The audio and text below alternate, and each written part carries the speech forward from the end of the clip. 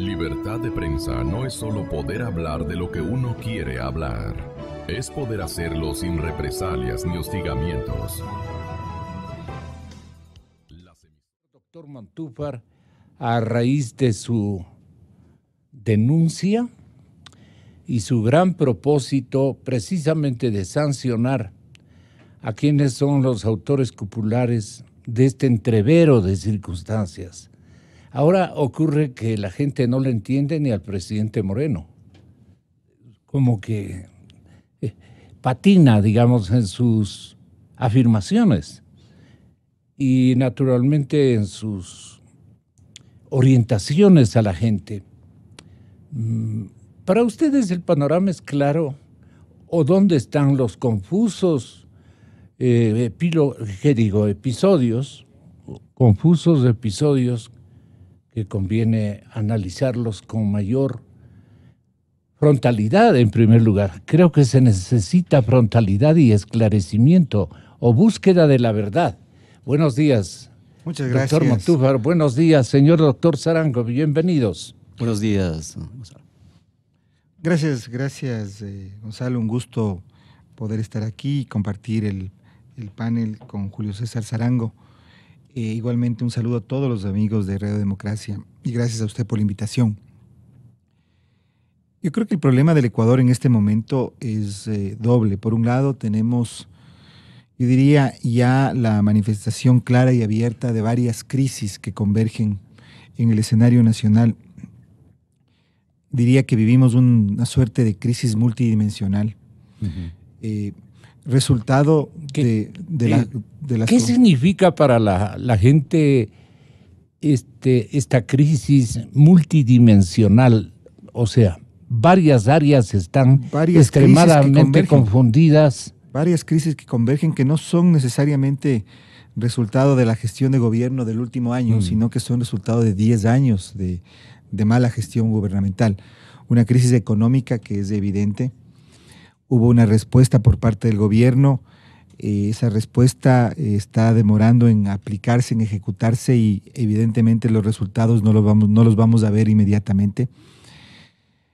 Hay una crisis de seguridad que venía gestándose, venía incubándose desde hace ya algunos años y que ahora estalla con una, diría, fuerza y violencia que nos conmueve, que nos sobrecoge. Hay una crisis institucional. Cuando uno mira la forma como están funcionando las instituciones, como esta última crisis entre un exministro de Estado del Interior y el fiscal resuelta en la Asamblea, lo que usted acaba de mencionar, las votaciones dentro de la Asamblea, como de una u otra manera coinciden quienes supuestamente están en proyectos ya distintos, separados.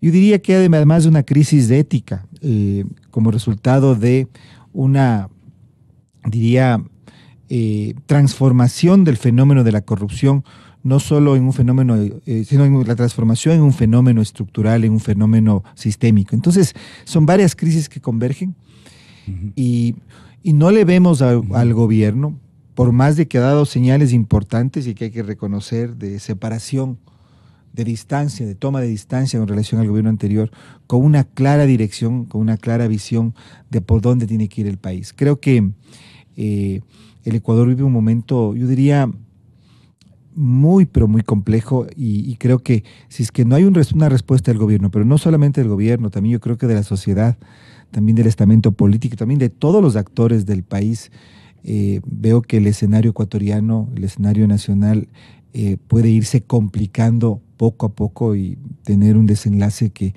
es difícil predecir. En el Ecuador, de los organismos convocados a darle claridad, a prender luces de serenidad, de apoyo a la verdad, etcétera, etcétera. Nos confunden más, parece que es la consigna. ¿Qué le parece a usted, doctor Sarango, esta hipótesis? Gracias, Gonzalo.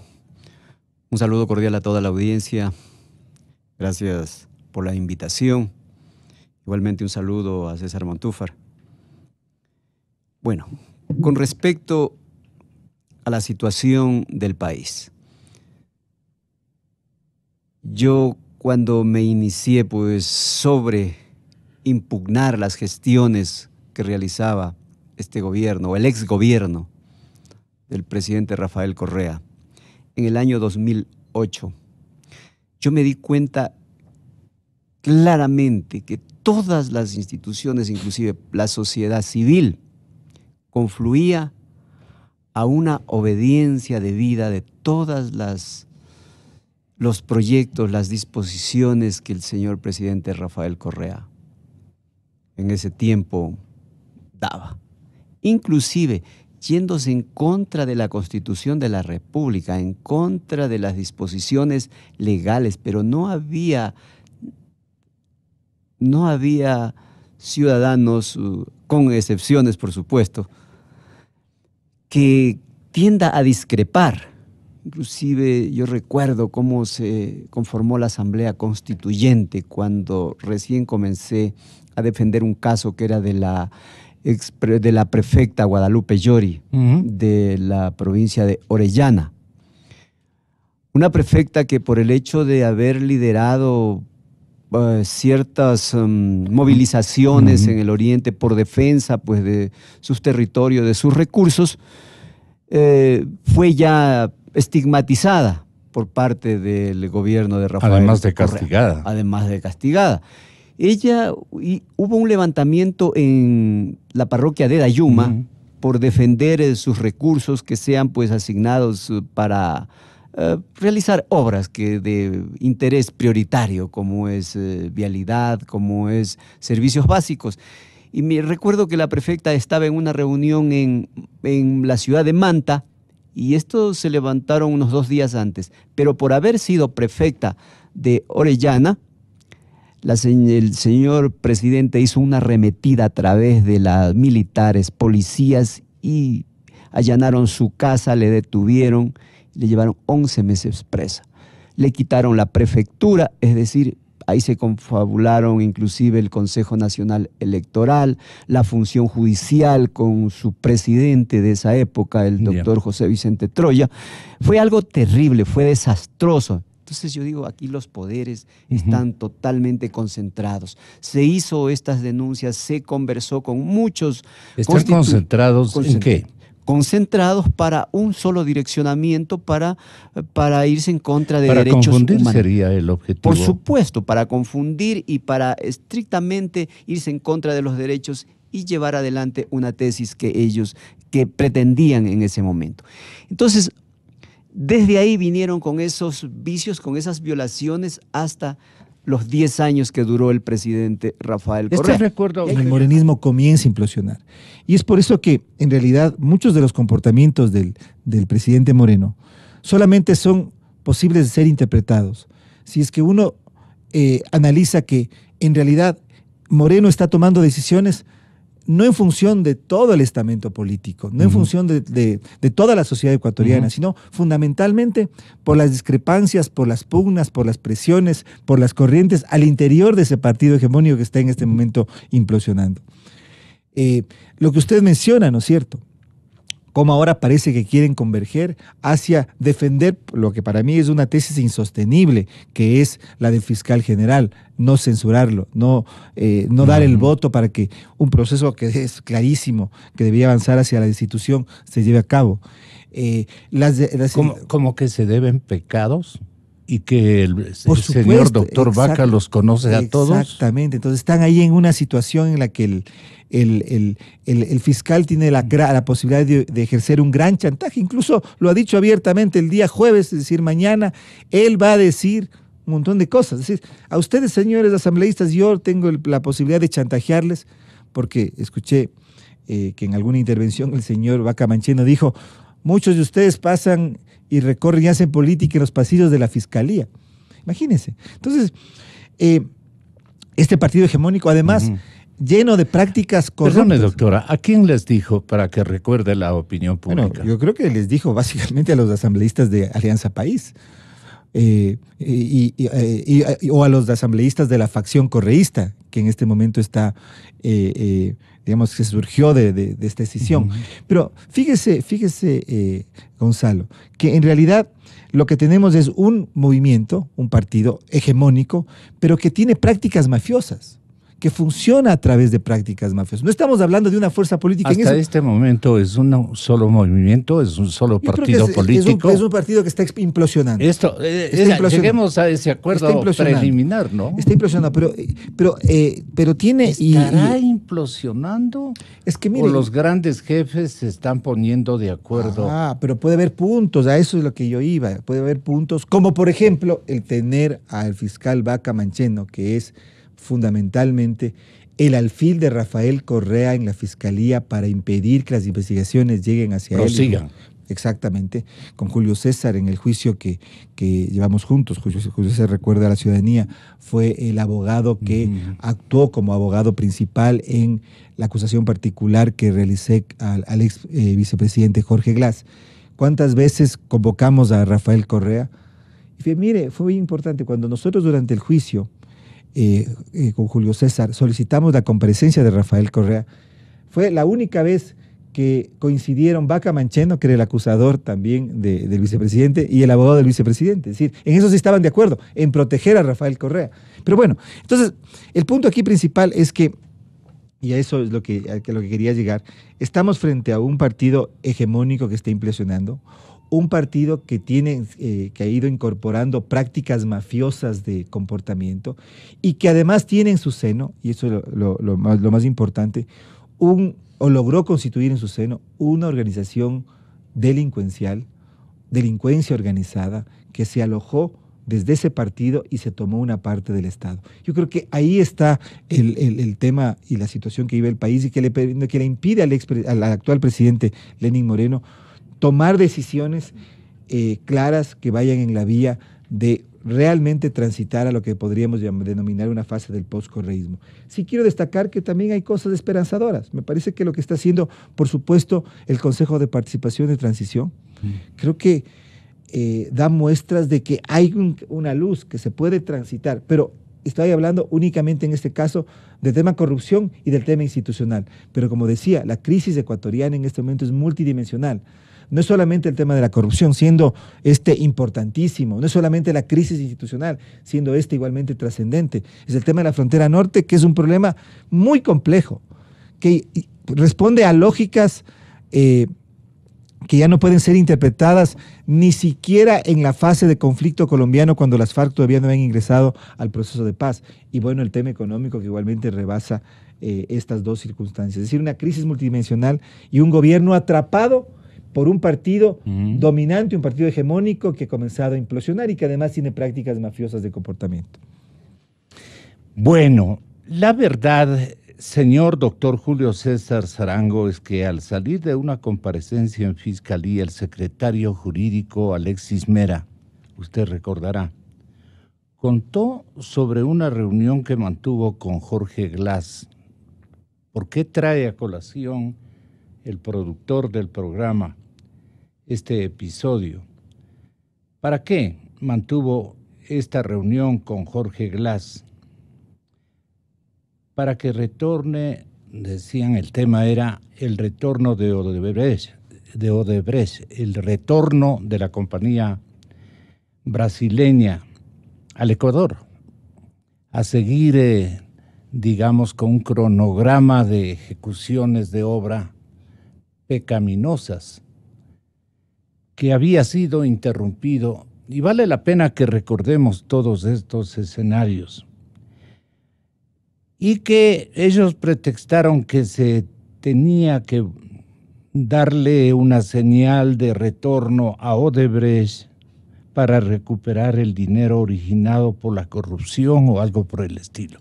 ¿Por qué sirve esta explicación de Alexis Mera? Recordémosla.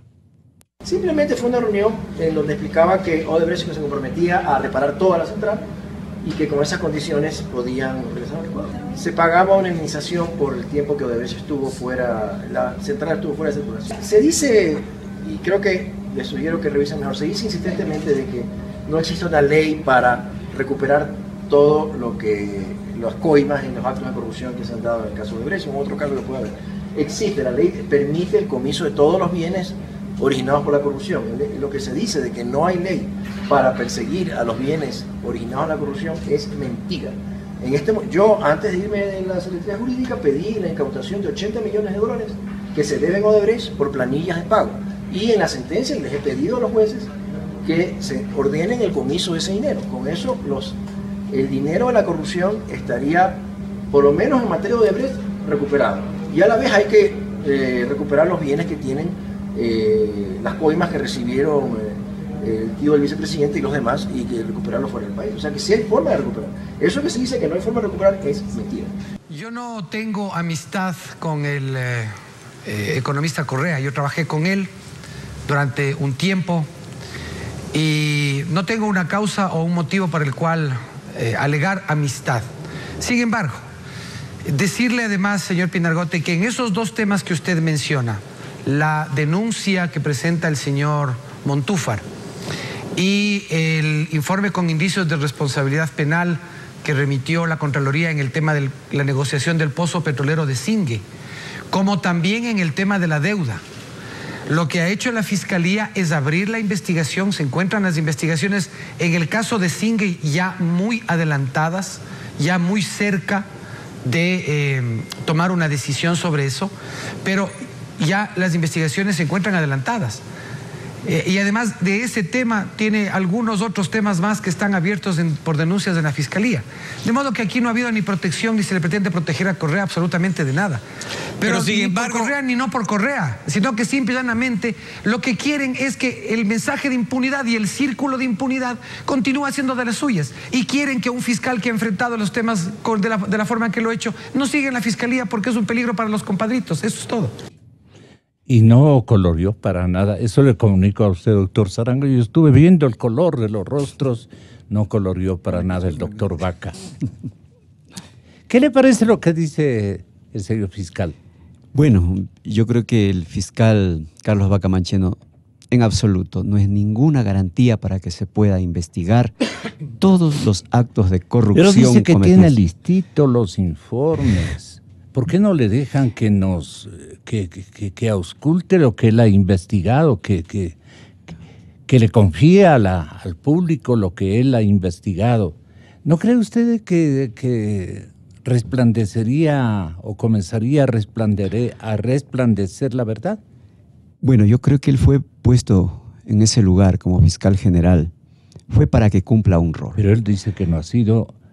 No ha sido amigo del presidente Correa. Él fue consejero del presidente de la República, luego acomodó un informe del golpe blando para perseguir a mucha gente que hoy está inclusive en la cárcel, inclusive con ciertos matices de acomodar, de direccionar ciertos audios para inclusive favorecer y tratar de caerle bien a su máximo jefe, como era el presidente Rafael Correa. Y hoy él está ahí pues cumpliendo ese rol. Uh-huh. Ese rol que ha incumplido totalmente sus funciones. La sentencia dictada por la Sala de lo Penal que sancionó y condenó al ex vicepresidente Jorge Glass, dispusieron que se envíen copias certificadas a la Fiscalía por 8 procesos. Y esos procesos no han sido absolutamente tramitados, no han avanzado en absoluto. Inclusive él debió de oficio, inclusive vincular a muchos procesados que hoy están muy tranquilamente por ahí. Ahí tenemos un señor también que está bastante involucrado, que es un señor Tomislav Topic, que hizo muchos negocios con el tío del vicepresidente. Entonces aquí el fiscal no es garantía para que se pueda realizar una investigación. No pasa nada si es que... No pasen absolutamente nada. Trata de justificar diciendo que está realizando investigaciones, hasta que pase pues las funciones del Consejo de Participación Ciudadana y él pretender quedarse. Pero ahí su testimonio o su punto de vista no le beneficia al compadrito lindo, como dice el doctor Vaca. Bueno, el compadrito lindo está igual de involucrado porque él también tiene ciertas acusaciones que tiene que responder a la justicia, y él cómo se va a investigar él mismo. Entonces eso es imposible.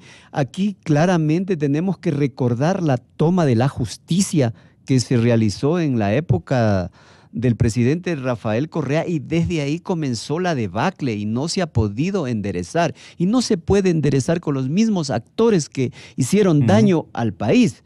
Ahí tenemos una Corte Constitucional que lo único que responde hasta ahora a los intereses del gobierno pasado.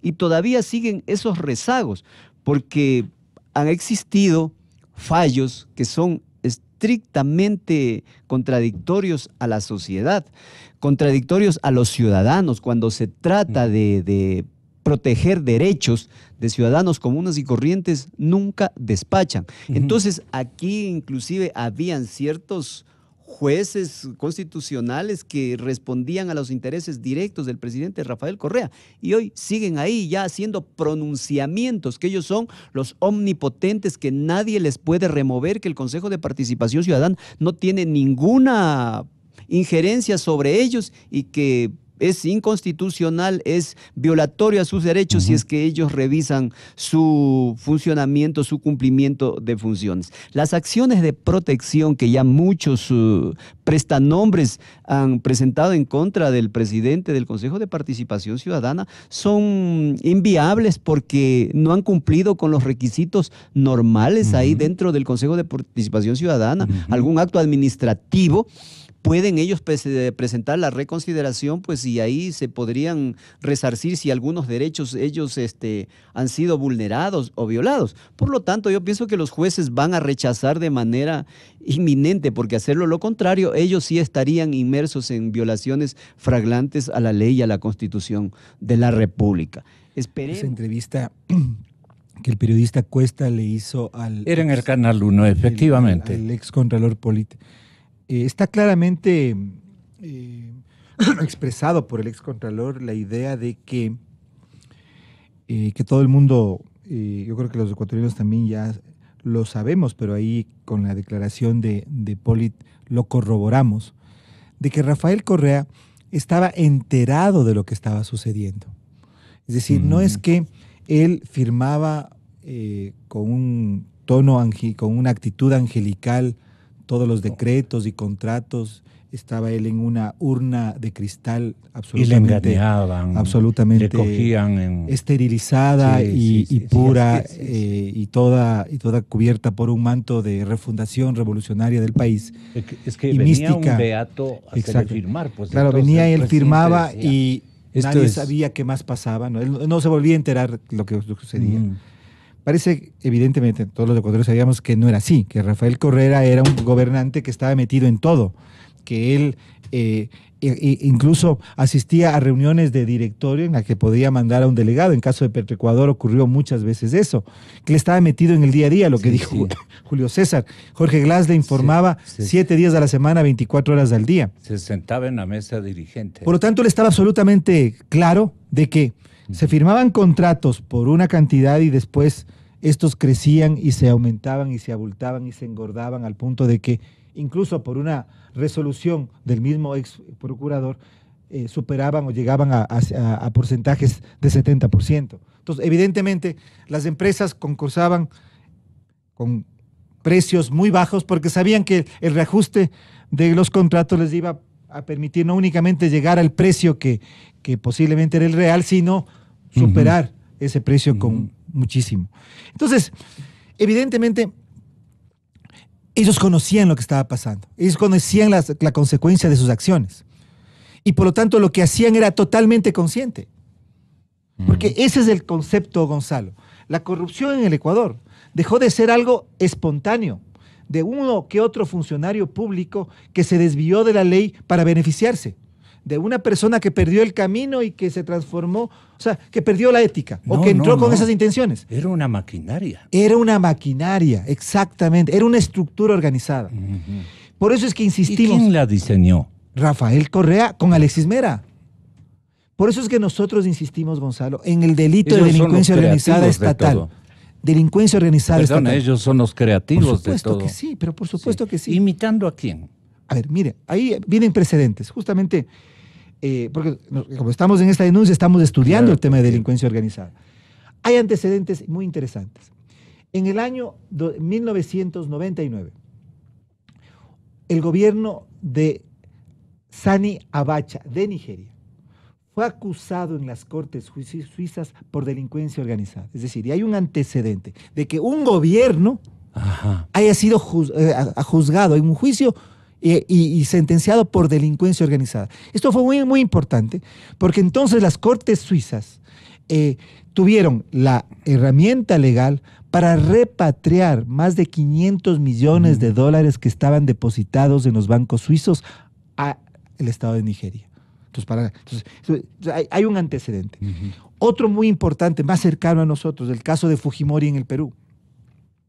Fujimori igualmente fue condenado como autor mediato, y eso es una cosa muy importante, por el delito de homicidio dentro de un esquema de delincuencia organizada estatal.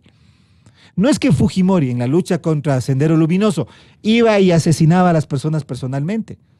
No es que él era quien ejecutaba los actos. Lo que él hizo fue cambiar la ley de seguridad, establecer toda una estructura represiva dirigida al combate a la subversión, emitir un discurso incluso agresivo, es decir, generar las condiciones para que se dieran esos hechos de violación a los derechos humanos. Entonces, los antecedentes están, y lo que se trata en este momento, y allí es importante, porque mire cuál ha sido la estrategia del fiscal. Por eso es que sostenemos. Del fiscal Vaca. Del fiscal Vaca. ¿Cuál ha sido la estrategia? Él ¿Para dice, qué? ¿Para proteger a Rafael Correa. Para proteger a Rafael Correa. Él dice, por ejemplo, con relación al juicio de asociación ilícita en contra de Jorge Glass, la Fiscalía ha abierto más de 30 investigaciones previas. Pero estas investigaciones son absolutamente fragmentadas, dispersas. Aquí lo que hay que encontrar es que todos estos delitos de corrupción están articulados, son parte de un mismo plan, surgieron de una misma estructura jurídica que fue emitida desde la Presidencia de la República. Fueron resultado de delincuencia organizada estatal, para luego perseguir esos otros delitos. Y de forma, y que no nos pase lo que ya advertimos que es la estrategia. Es decir, tenemos a un Alexei Mosquera preso, pues vendrá Carlos Pareja preso, otros 2 más presos. Y se acabó el cuento. Claro. Y los verdaderos peces gordos, absolutamente en impunidad. Claro. Un ex vicepresidente, sí, en este momento cumpliendo una prisión de 6 años, luego de una sentencia en primera instancia. Pero a lo mejor salen 3 años y se acabó el asunto. Entonces hay que mirar el tema en su globalidad y entender entonces que la corrupción en el Ecuador se transformó en un estado, en un hecho sistémico, estructural, y que por lo tanto hubo una organización delincuencial que se tomó el Estado y organizó desde el Estado esta trama de corrupción. Pero necesitamos más apoyos, más ayuda, y no estamos logrando ese apoyo en concreto, por ejemplo, de naciones como Estados Unidos. El señor embajador se ha portado de maravilla. ¿A la altura? Y a la altura, sí, a la altura de las circunstancias, sí, inclusive. Cuéntanos eso. ¿Qué piensa hacer el señor presidente Moreno en el inmediato futuro? Bueno, aquí hay 3 ejes concretos que hay que marcar. 1, investigar lo que pasó. 2, recibir el respaldo de todas las potencias del mundo. El Ecuador y el presidente Moreno y nosotros como ecuatorianos hemos tomado una decisión que es ejemplar para el mundo entero. Hemos dicho no a la narcoguerrilla, no a las drogas, y eso exige una corresponsabilidad del mundo. Por eso el presidente en su segunda reunión más importante luego del proceso convocó a los embajadores de Estados Unidos, de España, de México, de Gran Bretaña y de Francia. Con estos embajadores hoy se firman los primeros acuerdos. Luego de que se dejó de firmar acuerdos con el gobierno de Estados Unidos para el proceso de cuidado de la frontera, hoy recién se va a firmar entre el ministro del Interior y el embajador Todd Chapman, entre el ministro de España entre el embajador de España y el ministro del Interior. Hoy se hace en realidad la propuesta del presidente. Eso es romper ciertos mitos que había, donde el Ecuador no necesita de nadie y donde estamos dejando la soberanía. Por favor. La soberanía no se la maneja así. Si nosotros tenemos experiencias de países que han logrado salir adelante en este proceso, como lo es México, que lo está viviendo, como es Gran Bretaña, como es España con ETA, como es Estados Unidos y como es Francia, por favor, dejémonos ayudar de los que más saben. El presidente convocó inmediatamente a los embajadores, todos se portaron a la altura y todos decidieron apoyar en este proceso. Entonces yo creo que eso es un camino que tiene que seguir y no necesitamos miles de millones de dólares. No es necesario anunciarlo o preanunciarlo, porque son caminos estratégicos que deben procesarse en silencio, pero simultáneamente y con urgencias. Exacto, y el objetivo... Hay una cronología. Y hay una visión del presidente que está muy seguro que Huacho será capturado no muy a largo plazo, en un periodo cercano, rápido, y obviamente Huacho no es el problema, porque Huacho está conectado a grandes carteles, donde tienen que interferir y también se exigirá a Colombia que haga lo que tiene que hacer.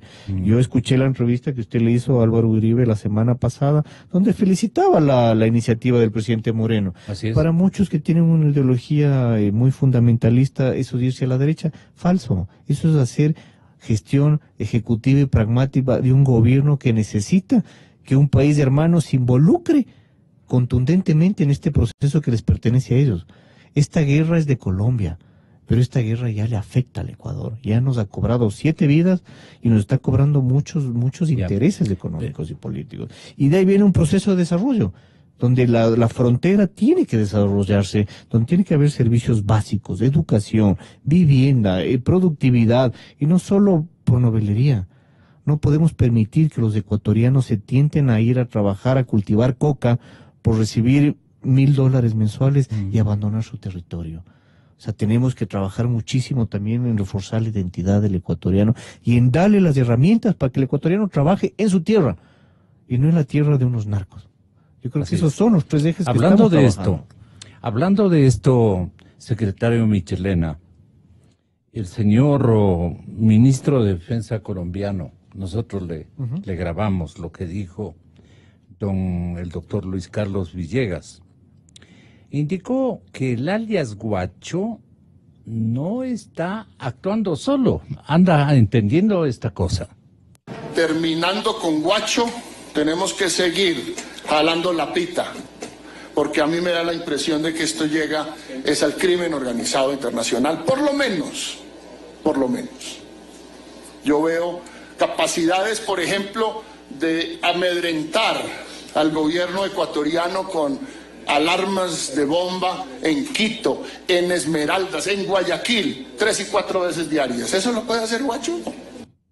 Eso no puede hacer Huacho, y yo le contestaría, ¿no es cierto? Por supuesto. Aquí están caminando en nuestras calles y en las calles de las principales urbes ecuatorianas gente indeseable que está con otros propósitos. ¿Allí qué piensa hacer el presidente? Porque incluso el señor comandante de la policía se refirió pues a esto. ¿Ustedes recuerdan? Ya mismo les hago caer en cuenta lo que él dijo que va con esto del doctor Villegas, el señor ministro de la Defensa colombiano. Bueno, sin duda yo creo que lo que ha dicho el ministro de Defensa colombiano es cierto, Gonzalo. Por eso es bueno entrevistarlo en algún momento, si tú puedes, al monseñor, se me fue el apellido, que está en la provincia de Esmeraldas, que iba a ser la persona encargada de hacer el canje de las víctimas. Iba a ser el monseñor, se me fue el apellido, monseñor Arellano. Arellano, sí. Quien conocía a Huacho, quien por su relación en la frontera sabía quién es Huacho, su capacidad intelectual y su capacidad de investigación, ¿no? Y obviamente se determina que todo esto no es hecho por Huacho. La capacidad intelectual de Huacho no da para hacer estos procesos. Obviamente es un asesino, es un criminal que tuvo que matar a sangre fría a 3 ecuatorianos. Eso sí puede hacerlo. Pero toda la construcción de lo que está por arriba es complejo.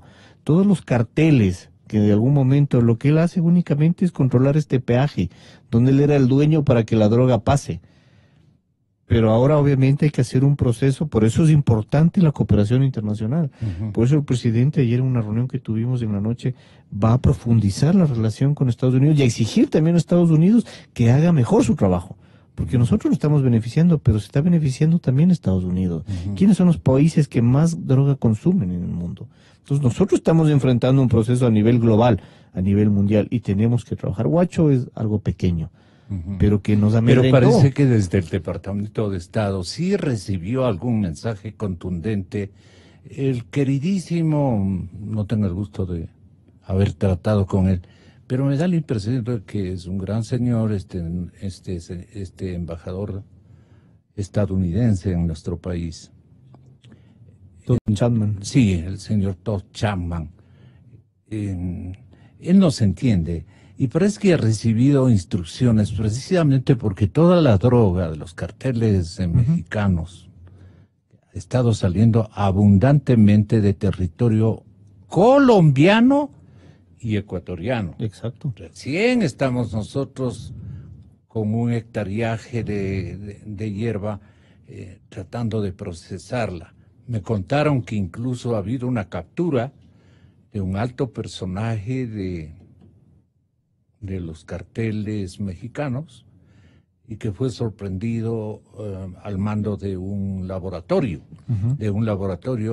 lamentablemente instalado en nuestro territorio, no en territorio colombiano. Bueno, yo creo que eso todavía... Esos son tal vez si hubiera certeza en esta información, esos son los errores que el presidente Moreno decía que si hemos cometido, hay que corregirlos. Y no tal vez verlo a Huacho como el gran enemigo, sino que hay grandes enemigos, grandes carteles de drogas que usaban al Huacho simplemente para traficar por ese territorio ecuatoriano que él se adueñó y él cobraba un peaje tal vez más barato que el que cobraban en Colombia. Correcto. Y por eso era más fácil el tránsito de droga. Es una buena hipótesis. O sea, por eso es facilito, porque no había tantos control. Entonces el costo de traspasar la droga en el territorio ecuatoriano era mucho más barato que en el colombiano, porque no había control. Entonces la decisión que ha tomado el presidente Moreno en ese sentido, yo creo que como ecuatorianos tenemos que respaldarla. Y más aún con el apoyo de todas las potencias del mundo que conocen y han vivido estos procesos, los podemos trabajar. Un terrorista, ¿qué hace? Causa terror. ¿Qué es lo que nos hicieron a nosotros de estos 15 días? Nos hicieron meter terror en todos los ciudadanos. Nunca el Ecuador vivió algo así. Esta es la primera vez que el Ecuador vive un secuestro, vive un proceso de amedrentamiento. Vemos que hay bombas, 5, 10, 15 bombas de amenazas de bomba en el país.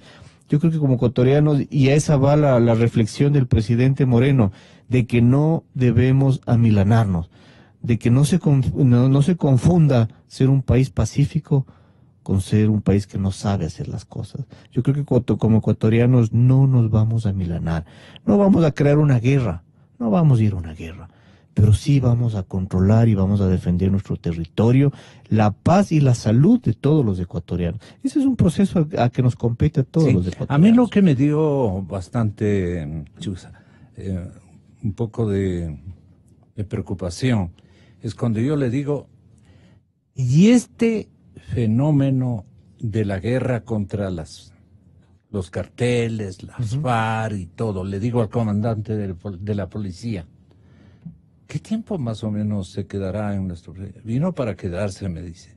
Le digo, ¿pero qué tiempo? Aquí lo dijo, ¿no? Por lo menos 5 años, dijo, ¿no?